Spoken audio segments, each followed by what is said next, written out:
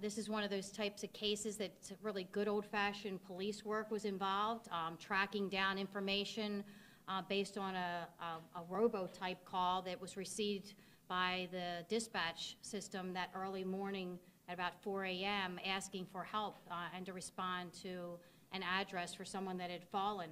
And as our paramedics do, they quickly get to the scene, and when they went to the address, they found that no one at that address had called and no one needed any help. And when they returned to their vehicle, an individual came out and shot several rounds at them, at least 2 striking the ambulance, and the paramedics were able to fortunately escape without being injured. Then called SPD, our officers, and eventually our detectives arrived at the scene. And I've got Detective Morningstar here, who was a lead investigator in this case, and I've got to commend our investigators. They worked so hard, and I'm so proud of him. I met with him this morning to congratulate him on doing such a good job, and he's actually here on his day off. He's so committed to making sure that the information gets out accurately to all of you. I also need to recognize a couple of other people, Detective McDowell, and also a pretty much new position that we, luckily, our city commissioners and city manager approved for us to get a evidence tech who does analysis on phones and other technical pieces of equipment. So Brian Yang, I've got to give a special shout out to, because he helped us be able to track down and find who this individual was. The story of why he did it is quite interesting. He actually had come forward at one point in the investigation and said he was a witness to this shooting, and thought he knew and believed he knew who it was that actually did the shooting, and was willing to come forward and give state's evidence in exchange for a reduction in his current charges that he had against him, so he wouldn't have to spend as much time in jail. So Young is facing a series of charges, including 2 counts of aggravated assault on a firefighter, which is a felony, shooting into a vehicle, another felony, unlawful use of two-way communication device, another felony, possession of a firearm by a convicted felon, another felony. It should be noted that Young is a 5-time convicted felon in the state of Florida, never should have possessed or owned a firearm, yet he had one and was able to shoot at our brave and courageous paramedics, and also charged with the misuse of 911, which is a misdemeanor. So I have the fire chief here. He's going to introduce himself to you, and he wants just to make a few brief remarks. Thank you, Chief. Thank you.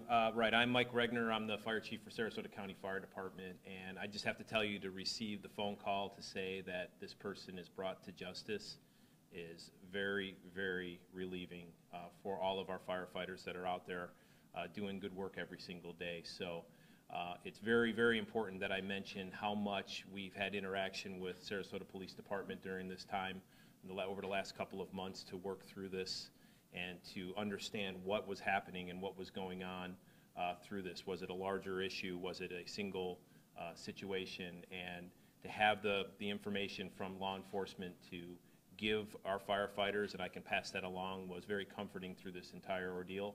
And I just want to say once again, thank you so much to the Sarasota Police Department for keeping us informed, bringing a person to justice, and making sure that the firefighters that are out there doing good work every day are safe. So thank you very much.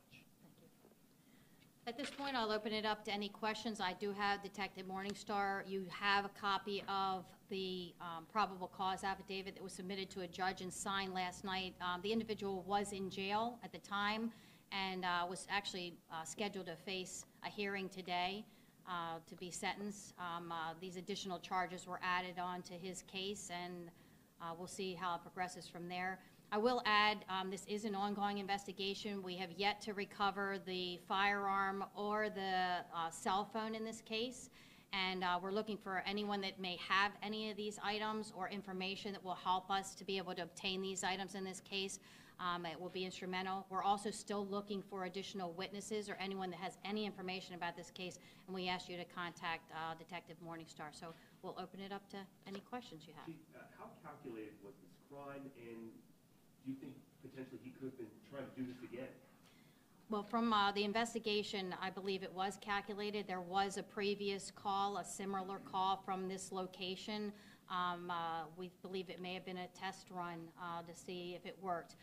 The individual did some research and had a call made to the 911 center stating in a robo-type voice that they needed help from our paramedics.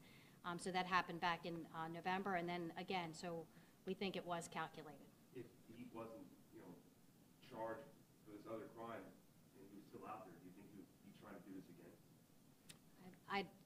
You'd have to ask him that. I don't know. I couldn't even speculate to this, but I could tell you it's concerning to me because if a person is willing to do this once, they may be willing to do it again if they felt it would benefit them. So we're just glad to be able to bring justice to the 2 paramedics and the entire firefighter community who are fellow first responders, because it's got to be a relief from them. We were concerned, was this going to be a new trend where people are going to be attacking our first responders? Again, they're out there to save people's lives, and here people were trying to hurt them. Just doesn't make any sense to us. So. While every single case that we receive in the Sarasota Police Department gets our full commitment, this one has a special place in our heart because it is our fellow firefighters. And we're just glad to be able to bring them a little bit of closure, allow them to sleep a little bit better at night, knowing that the individual responsible for this is behind bars and is going to get justice for such a horrible, horrendous case. Thank goodness no one was injured in this case. And Chief, how disturbing is it that he was trying to give up his own nephew, his juvenile nephew, to bring this on him? I just think it shows the character of the individual, that he was willing to do that in order to save himself. I'm glad that we were able to bring him to justice and bring these charges against him, and hopefully he'll get the justice he deserves and not be out on the street for a long time. Maybe a question for Detective Morningstar. How soon did he present himself to you, and how eager did he seem to exchange this information for a reduced sentence? It was early in the early stages of the investigation. Within hours, he was presenting himself as a witness. In his statements, he pointed the finger at his juvenile nephew. No evidence was found to corroborate that accusation. But in providing the information, he sort of told on himself by providing specific details about the case that no one else could have or should have known.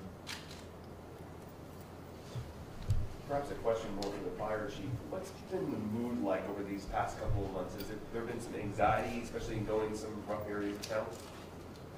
There's anxiety throughout.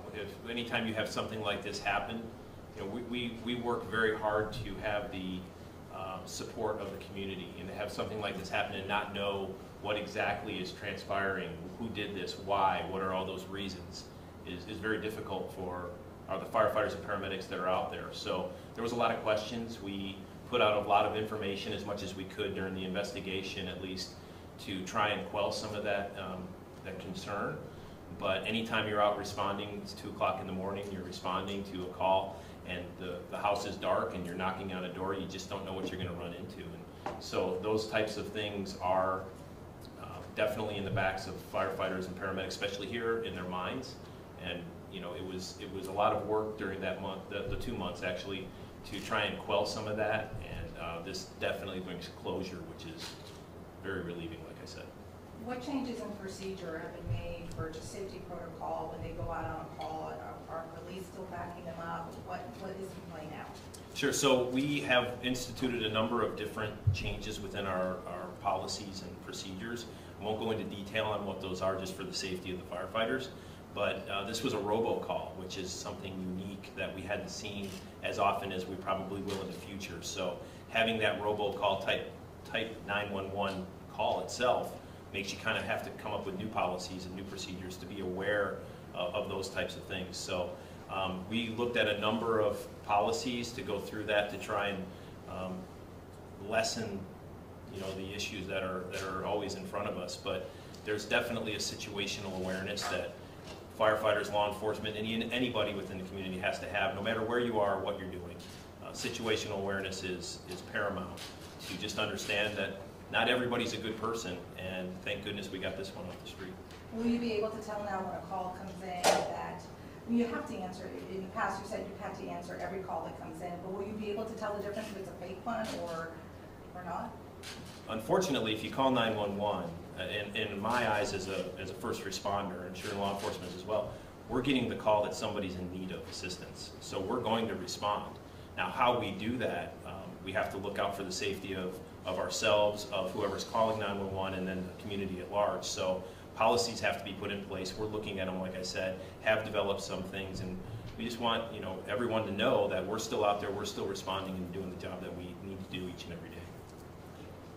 The only thing I'll add is that, you know, firefighters and law enforcement, we have a sisterhood and brotherhood that's Absolutely. often, we tease each other, we're in competition with each other with the blood drive, and, you know, and that's that good-natured ribbing. But when it comes down to it, we work together side by side. Our commitment is we are going to do everything we can to keep our firefighters and our paramedics safe, because they're the ones that are keeping our community safe alongside of us. And that's why this case was so important for us to bring closure, and we're going to be committed to keeping them safe. And some of the protocols that you're asking about, we just can't talk about them, because as soon as we discuss a protocol, then somebody's trying to figure out how to overcome that protocol. So we're going to be committed to doing everything we can to protect them.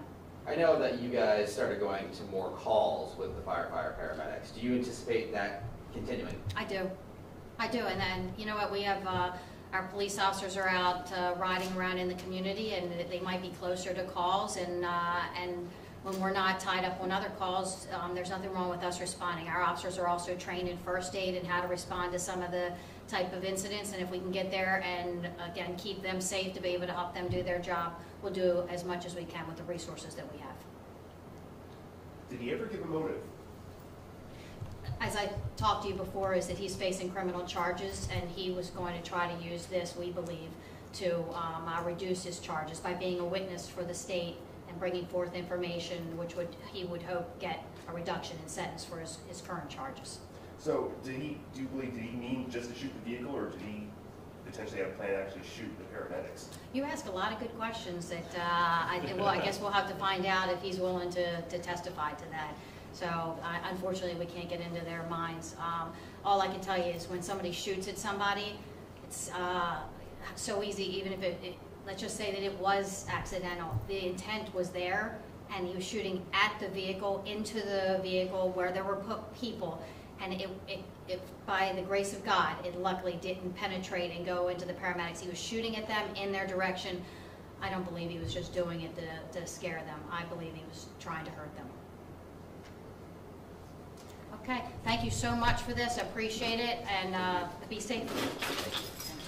You got it.